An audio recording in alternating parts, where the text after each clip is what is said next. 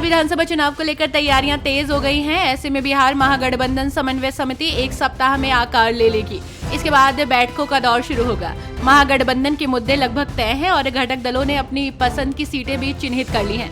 तेजस्वी यादव ने राज्य और केंद्र सरकार पर कई आरोप लगाए। महागठबंधन बिहार की जनता के हितों के लिए एकजुट है और अगली सरकार बनाने का दावा करता है। दिल्ली की मुख्यमंत्री रेखा गुप्ता और केंद्रीय मंत्री किरण रिजिजू केंद्रीय मंत्री सर्बानंद सोनोवाल के आवास पर बिहू समारोह में शामिल हुए। इस दौरान भव्य समारोह का आयोजन हुआ, जिसका मुख्यमंत्री रेखा गुप्ता पूरे उत्साह के साथ हिस्सा बनी। कार्यक्रम में केंद्रीय मंत्री सर्बानंद सोनोवाल ने अंग वस्त्र पहनाकर और पारंपरिक टोपी पहनाकर उनका सम्मान किया। सीएम ने तरह तरह की पारंपरिक भेंट हाथ जोड़कर स्वीकार की। इसके बाद मुख्यमंत्री ने अपने वक्तव्य में असमिया लोगों से वादा भी किया।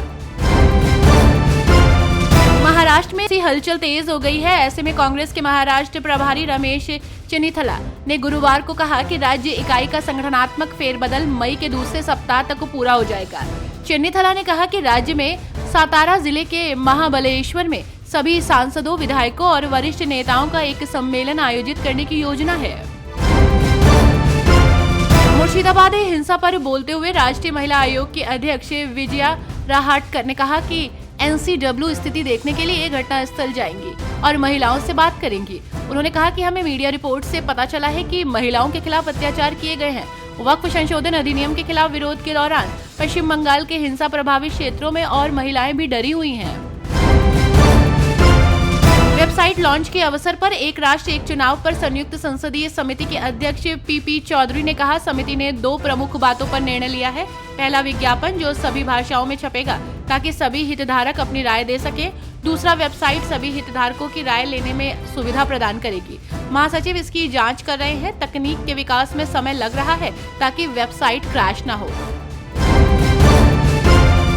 राहुल गांधी और तेजस्वी यादव को लेकर पूर्व कांग्रेसी नेता आचार्य प्रमोद कृष्णम का बड़ा बयान सामने आया है। इस बयान को बिहार बीजेपी ने एक्स हैंडल से पोस्ट किया है। ANI से बातचीत के दौरान आचार्य प्रमोद कृष्णम ने कहा कि ममता बनर्जी पश्चिमी बंगाल को बांग्लादेश बनाना चाहती हैं और राहुल गांधी और तेजस्वी यादव मिलकर बिहार को बंगाल चाहते हैं। अब फैसला बिहार के हिंदुओं को लेना है कि वो बिहार को बंगाल बनते हुए देखना चाहते हैं या नहीं।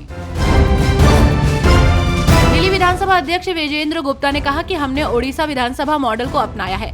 हम नेवा और PM मोदी की digital India one nation one application की अवधारणा के तहत ओडिशा विधानसभा का दौरा करने आए थे। हमने ओडिशा विधानसभा की पूरी डिजिटल प्रणाली का अध्ययन किया। हम इसे अगले 100 दिनों में दिल्ली में लागू करेंगे। समझौता ज्ञापन पर हस्ताक्षर हो चुके हैं और संसदीय कार्य मंत्रालय हमारा बहुत समर्थन कर रहा है। झारखंड के पूर्व मुख्यमंत्री चंपई सोरेन ने धर्मांतरित आदिवासियों और आदिवासी समाज से बाहर विवाह करने वाली बेटियों को आरक्षण से बाहर करने की मांग की है। उन्होंने कहा कि अगर डिलिस्टिक जल्द शुरू नहीं हुई तो आदिवासी समाज का अस्तित्व मिट जाएगा। सोरेन ने संथाल परगना में घुसपैठ और धर्मांतरण पर चिंता जताई और 1967 के डिलिस्टिंग विधेयक को फिर से लाने की बात कही।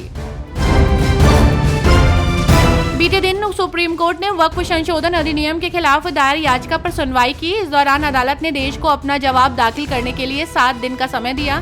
सुप्रीम कोर्ट के अंतरिम आदेश पर AIMIM चीफ असदुद्दीन ओवैसी का भी बयान सामने आया।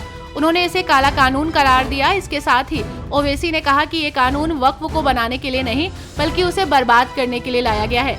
ओवैसी ने वक्फ अधिनियम को काला कानून बताते हुए इसका विरोध जारी रखने की बात कही है।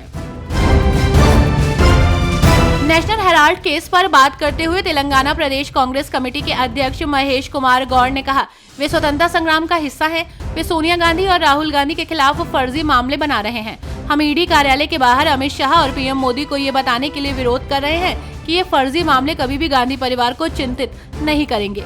गांधी परिवार के लिए मामले कोई नई बात नहीं है, ये बलिदान का परिवार है। वे स्वतंत्रता संग्राम का हिस्सा हैं। वे सोनिया गांधी और राहुल गांधी के खिलाफ फर्जी मामले बना रहे हैं।